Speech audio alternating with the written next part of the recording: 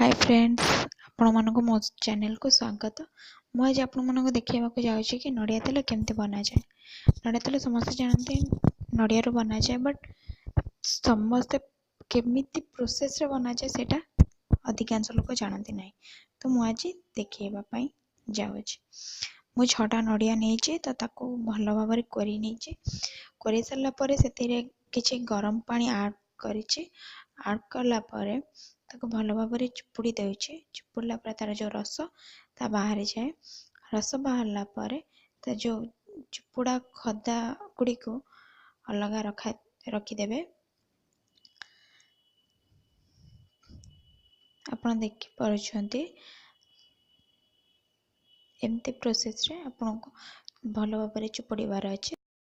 रस गुड़ी को छाणा द्वारा रस गुड़ी को छणा द्वारा छाणी नेबे।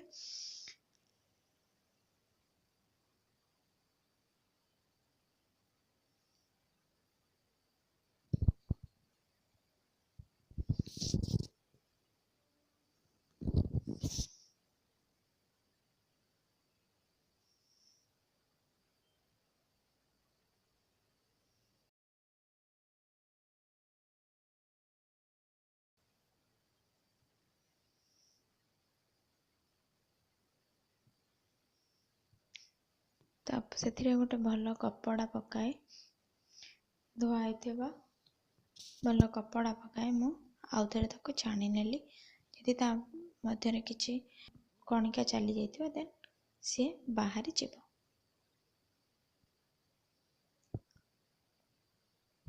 ताको मध्य भल भाबरे चिपुड़ी देबा।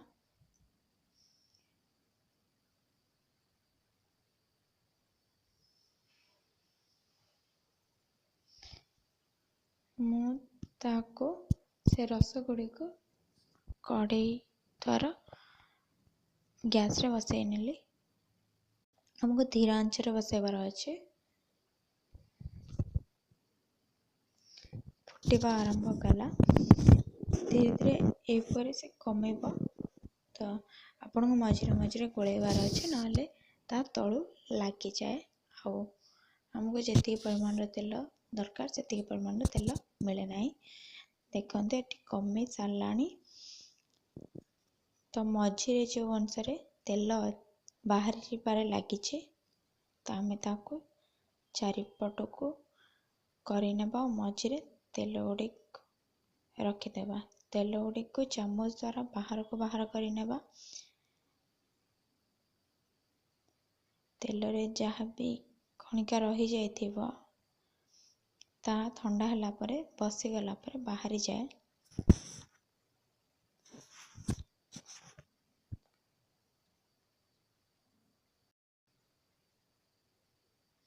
एपरे भाबे पुणी आउथरे कले पुणी आउरी तेल बाहरे।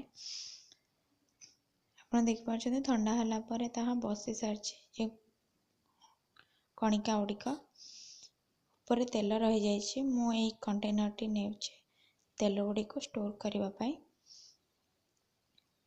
एई कंटेनर रे 100 ml तेल धरिबो। मोर तेल स्टोर हे गला।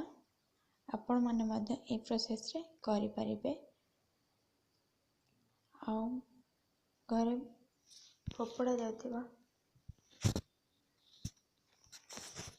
फोपड़ा जाथिबा नडिया रो किछि तेल बाहर करि परिबे। एटा प्योर नडिया तेल। तो आपण एपरि प्रोसेस रे बाहर करि परिबे। मते लाइक एवं सब्सक्राइब करिवा पई भूलंतु नाही। धन्यवाद।